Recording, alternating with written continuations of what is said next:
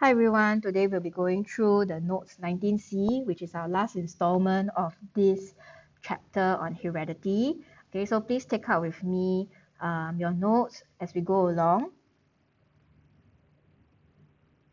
Okay, we're going to start with the variations that we have inherited, okay, in our genes, okay, and for the fact that variations are basically difference in our traits, okay, in terms of our characteristics, okay, and it differs from individual to individual of even the same species.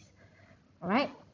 Now, when we talk about continuous and discontinuous variation, it really depends on, number one, the genes that were inherited.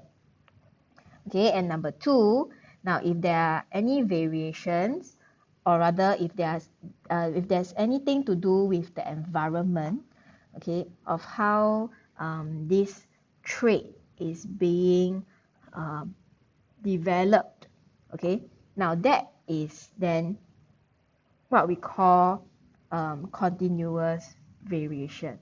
Okay, so later I will go through the specific differences. Okay, so let's take a look at the example here. Oops. Okay. Now the example here, can roll tongue and can't roll tongue. Okay, tongue rolling is actually an example of this continuous variation. Why is that so? Okay, because the ability to roll your tongue, okay, is either you can or you cannot. Okay, and this is something that we have inherited from our parents. Okay, that no amount of practicing or environmental factors, okay, will determine the ability to roll tongue. It's either we can or we cannot. All right. Now, so okay, this continuous variation deals with very clear-cut contrasting phenotypes. Okay, so in terms of tongue rolling, it's either the ability to roll or cannot roll. Okay, there's no in between. Okay, and continuous variation deals with a range. Okay, there's a range of phenotypes. So take for example, okay, an example of this continuous variation will be the eyelids. So we are born, we have inherited genes for having double eyelid or single eyelid. There's no in between. It's a very clear-cut type of phenotype. Okay, whereas continuous variation, an example will be skin color. Okay, dark skin, fair skin. This tone of the skin is pretty much dependent on, yes, what we are born with, yes. Okay, but it is also impacted or rather influenced, okay, by our exposure to the sun. Okay, which means what? Lifestyle. Okay, if you are a canoeist, then definitely you will be a bit darker tone in skin color, right? Lifestyle, exposure, so environmental factors, right? So, and there's also a range, okay, of skin tones, right? So whenever there's a range, okay, with the types of the phenotypes, okay, then we call it a continuous variation.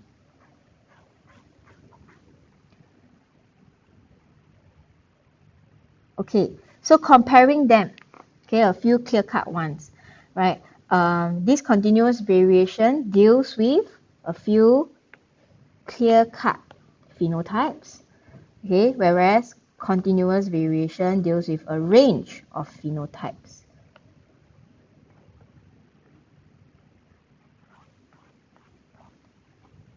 Okay, now we talk about mutation. Okay, this is very important to understand. All right, so when we inherit our genes and it goes through the process of cell division and affecting the chromosomes that we have inherited. Okay, what do we consider as a mutation? Okay, so what are some of the impact that they have on during the process of cell division that causes some form of mutation? All right, so what we're going to go through what it means. Okay, so gene mutation, chromosome mutation, these are some of the differences in the types of mutations that one can experience or undergo.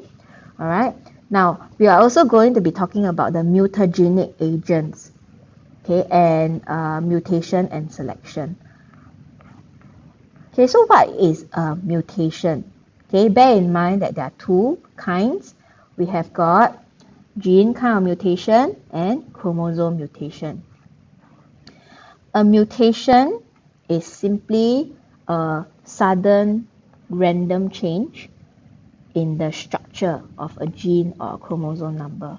So depending on what sort of mutation it is, it's called a genetic mutation or a chromosomal mutation. All right. Now, so we have got typically this type of structure of a gene or chromosome number. Okay. So for example, this length of genetic material, okay, that makes up a gene. So that is a typical structure. Any deviation away from this typical structure of a gene is called a mutation. Number two, we all have, as human beings, 46 chromosomes and 23 pairs.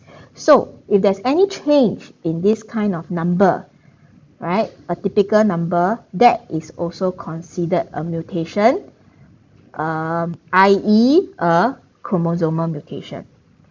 All right, so anything that deviates from a typical amount or typical structure. Okay, so as humans, we have got 23 pairs and 46 chromosomes. Okay, now hereditary depends on the accurate gene copying or gene replication.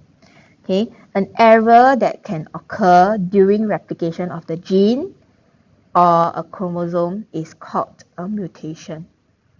Okay, and the gene may become modified or chromosome numbers can be altered. Okay, they are structured differently. All these, right, that differs from the norm, this is called mutation.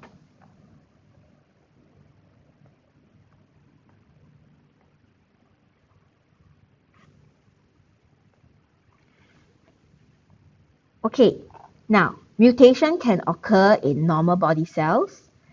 Okay, remember,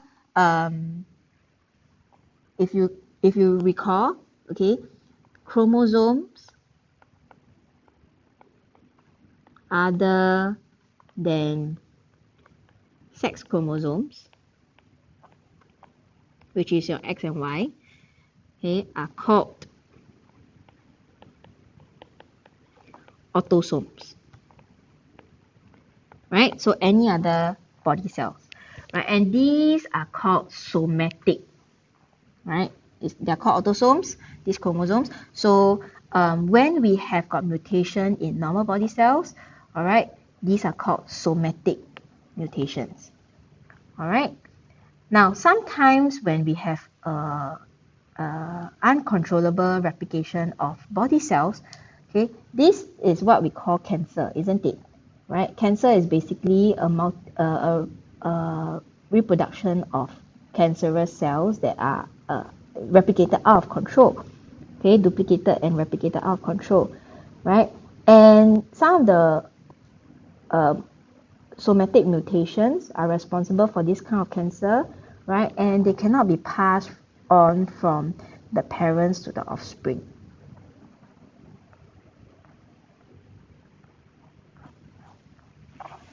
All right. Now, mutations during gamete production. Okay. Now, if a mutation unfortunately occurs during the gamete production, okay, aka meiosis, right? Now, this results in a genetic change that can be inherited by the offspring. Okay, whenever in the production of the gametes in the offspring. All right. Now, two forms of mutation can happen. So, as mentioned just now, okay, either the genes are changed in structure, okay, or the chromosome is changed in structure or number. Right. Now, a benefit of gene mutation. Okay, gene mutation results in a change in the structure of the DNA. Okay. Now, gene mutation also produces variation, right? Because a different structure of gene is being inherited, and therefore it results in new alleles, right? There's always perks in having variation. Okay, variation brings about difference in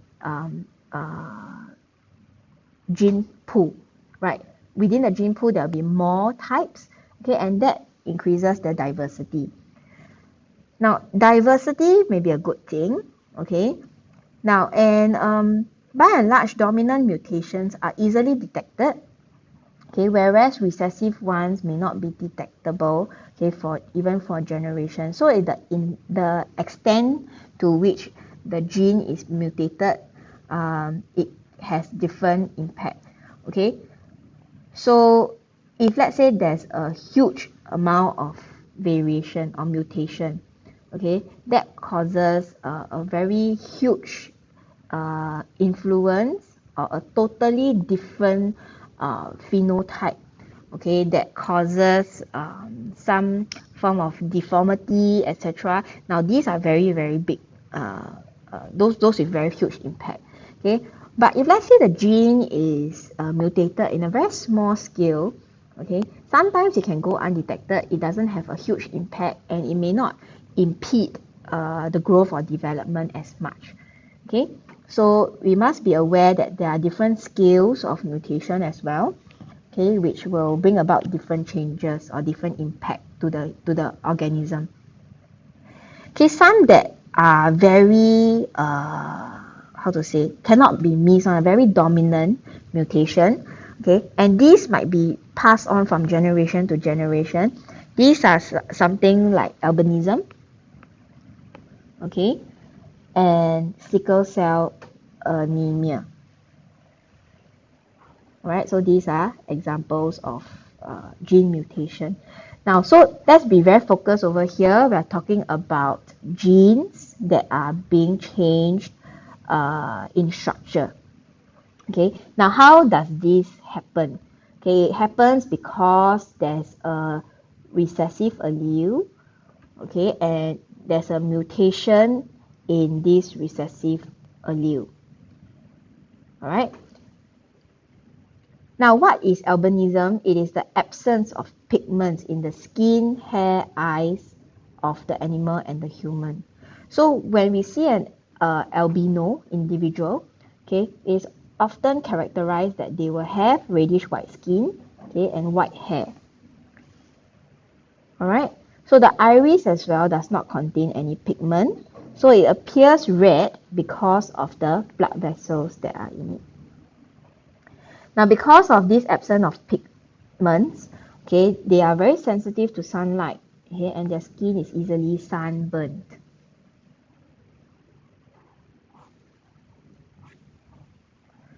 So typically, this is how albino organisms look like.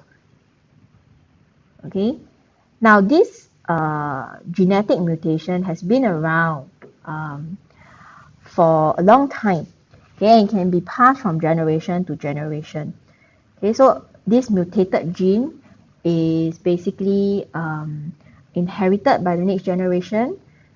Okay, and the rate of mutation for albinism in humans is estimated to be about 28 per million gametes produced. So that's a very small probability compared to the number of human population we have. Okay, now these are only gametes. So whether or not these gametes develop Okay, this is also another cause of consideration.